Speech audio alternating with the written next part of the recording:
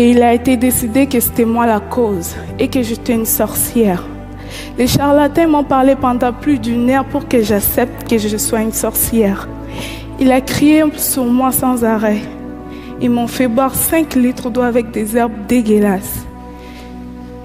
Ils m'ont dit de vomir les viandes des gens que j'aurais mangées dans le monde des ténèbres. Bonjour, je vais vous raconter une histoire de sorcière. Pas la sorcière que vous connaissez avec son nez crochu, son balai et ses verrues, mais une sorcière du Congo.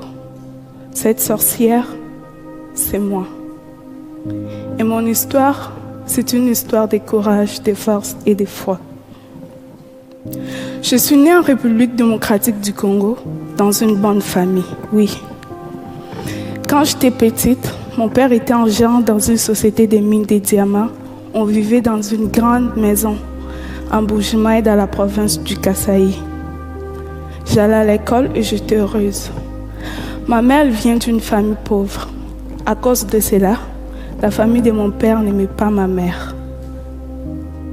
Puis un jour, mon père a perdu son travail. J'avais 6 ans. Il a dit à ma mère d'aller avec moi à Kinshasa avec ma soeur et mes 4 frères. Il a dit qu'ils viendront nous rejoindre pour trouver du travail. En réalité, sa famille lui avait demandé de se débarrasser de nous. Quand ma mère a compris, il était trop tard. Se retrouver toute seule, loin de sa famille. Elle a dû vendre tout ce qu'elle avait pour nous faire manger. Elle avait changé. Elle avait tellement maigri. Ma mère a même fait venir notre grand-mère pour nous aider, mais nous avions toujours faim. Alors, ma mère a commencé à nous envoyer chez des amis. On faisait des kilomètres à pied pour aller chercher de la nourriture. C'est comme ça qu'un soir, je me suis retrouvée chez une dame qui m'avait donné à manger pour la famille. Mais elle était trop tard pour retourner. Elle m'a proposé de dormir chez elle et de repartir le lendemain matin. Durant la nuit, je parlais dans mon sommeil. Ça ne vous paraît pas très grave, n'est-ce pas? Mais cette amie a dit à ma mère que je parle aux démons. Et en même temps, ma mère et ma grand-mère sont allées demander des conseils chez des prophètes, ceux qui représentent Dieu. Elles cherchaient la cause de tout le malheur de notre famille. Le problème est qu'elle m'avait amené chez un faux prophète. Et il a été décidé que c'était moi la cause et que j'étais une sorcière. Les charlatans m'ont parlé pendant plus d'une heure pour que j'accepte que je sois une sorcière. Il a crié sur moi sans arrêt. Ils m'ont fait boire 5 litres d'eau avec des herbes dégueulasses. Ils m'ont dit de vomir les viandes des gens que j'aurais mangées dans le monde des ténèbres. Imaginez-vous la scène, une enfant de 7 ans face à plusieurs adultes qui crient sans arrêt. On me tapait même dans le dos pour faire sortir cette viande. À un moment donné, j'avais peur et j'étais tellement fatiguée. Et j'ai fini par dire oui, je suis une sorcière. Je croyais qu'en disant oui, que le mal allait s'arrêter. Mais j'étais devenue une sorcière, malgré moi. Une fois qu'on m'a nommée sorcière, c'était impossible de retourner en arrière. Ma mère a accepté la situation. Mais ça ne veut pas dire que ma mère ne m'aimait pas. Et en même temps, comme la situation ne changeait pas dans la maison, sans argent, sans nourriture, ma mère a décidé de partir avec sa sœur en Angola pour aller trouver du travail. Leur plan n'a pas marché. Et ma mère se retrouvait toute seule, coincée en Angola, sans argent, sans nourriture. Et finalement, elle n'est pas revenue. Contre sa volonté, elle a été forcée de nous abandonner elle aussi. On a perdu toutes les communications avec elle. Et on est resté avec grand-mère. Pendant 2 ans, j'ai été traitée comme une sorcière. Les accusations, les cris, les gênes forcés, les piments dans les yeux. Elle disait que c'était moi la cause. Si ma mère n'appelait plus, elle pensait qu'elle était morte et que je l'avais sacrifiée. Elle a dit à tout le monde de ne pas m'aider, de ne pas me parler, de ne pas jouer avec moi. Dans mon quartier, On ne me laissait pas m'approcher des autres enfants. J'étais toute seule. J'étais pauvre. J'avais faim. Mais j'étais surtout pauvre d'amour. Et finalement, ma grand-mère, elle m'a chassée de la maison. Je suis devenue une chérie, une enfant de la rue. Dans la rue, on est comme des papillons. Là où le sommeil nous trouve, c'est là où on dort. Dans la rue, on devient des soldats pour survivre. On oublie la lecture et l'écriture pour apprendre à se battre. Dans la rue, j'ai vendu de l'eau, des arachides, j'ai fait des ménages. Mais à chaque fois que je voyais les autres enfants aller à l'école, je me rappelais des jours où j'étais heureuse. Je pleurais. Je me demandais si un jour je pourrais sortir de la rue. Puis un jour, ma chance a tourné. J'ai participé dans un documentaire Kinshasa Kids. On m'a payé et j'ai tout de suite voulu donner cet argent à ma famille.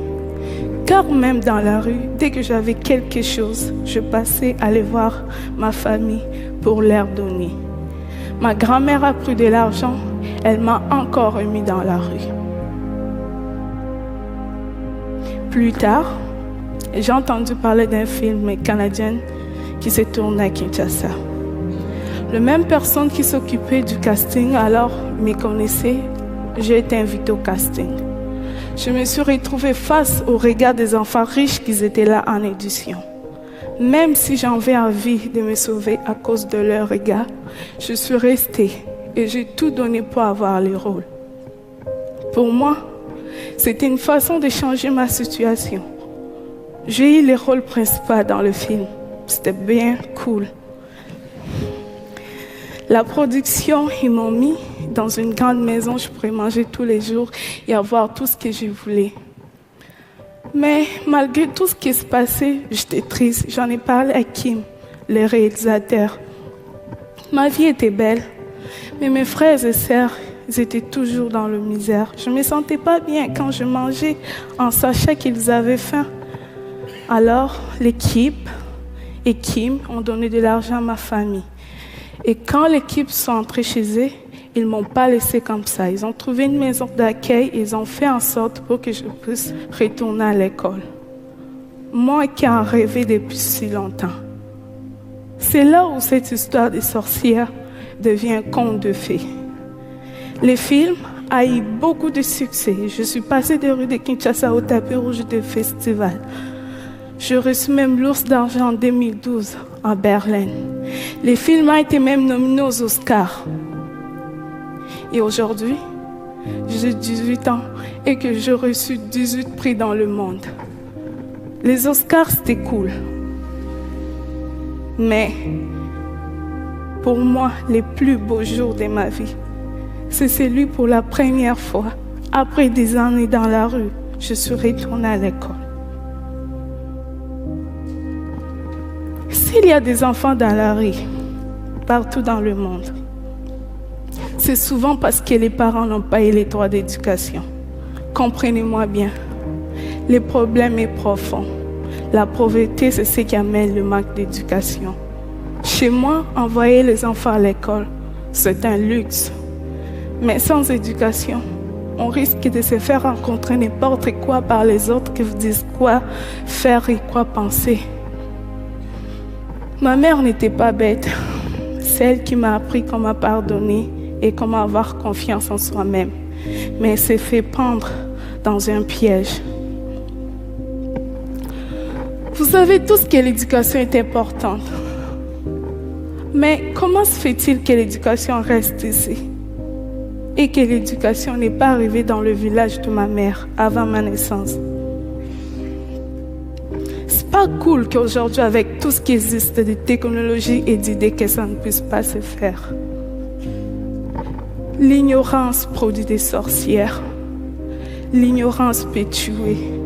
Alors, pour chasser des sorcières, construisons des écoles. Moi, je m'en suis sortie. C'est parce que j'ai eu beaucoup de chance et de courage. Ce n'est pas le cas pour beaucoup d'enfants qui sont encore dans la rue. Ils attendent aussi que leurs rêves se réalisent. Alors, pour cela, il ne faut pas les oublier. J'ai eu aussi le courage de quitter Kinshasa à 17 ans. Et aujourd'hui, je vis au Québec dans une famille d'accueil. Je poursuis mes rêves, mes études et je reprends les temps qu'on m'avait volés. Je vous parle d'espoir et de courage et de force. Je ne veux pas qu'on plaire sur moi. Je ne veux pas qu'on plaire sur moi. Je ne veux pas. Retenez cette phrase si simple. Aussi longtemps que le cœur bat, tout est possible. Merci.